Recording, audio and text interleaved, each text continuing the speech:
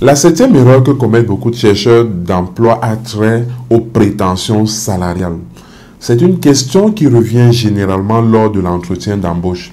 Quelles sont vos prétentions salariales? Qu'est-ce que vous attendez comme salaire? Et généralement, le chercheur d'emploi qui parfois n'a pas d'expérience pense qu'il aura le même salaire qu'une personne qui occupe ce poste et qui a déjà une certaine expérience. C'est faux.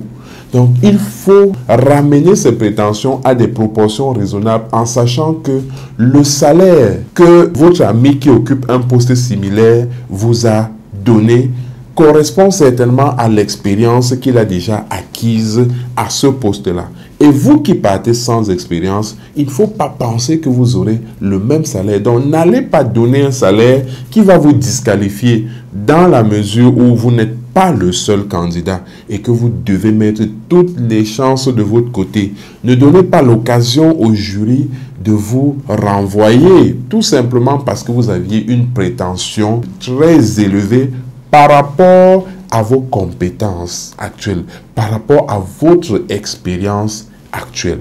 Donc, il faut savoir rester raisonnable.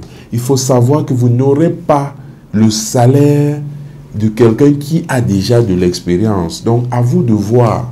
Il vaut mieux entrer et avoir une augmentation par la suite que de ne même pas se donner l'occasion de décocher le poste parce qu'on a eu des prétentions trop élevées. Alors, maintenant, vous savez comment vous comporter si la question relative à la prétention salariale t'est posée lors d'un entretien d'embauche. Le salaire correspond à la compétence et à l'expérience. Ce n'est pas seulement la compétence, ce n'est pas seulement l'expérience, ce n'est pas seulement la qualification. Donc, à toi de savoir si tu veux perdre le poste ou si tu veux l'obtenir. Si tu as aimé cette vidéo, dis-le moi en commentaire. Et si ce n'est pas le cas, dis-le moi également en commentaire et on pourra échanger. Mets un like et partage-la avec tes contacts afin qu'ils puissent également en bénéficier parce que la connaissance est la seule chose qui ne s'accroît que lorsqu'elle est partagée. Il ne reste plus qu'à se dire à très vite sur Craft Better You, la chaîne des gens qui veulent tirer le meilleur d'eux-mêmes.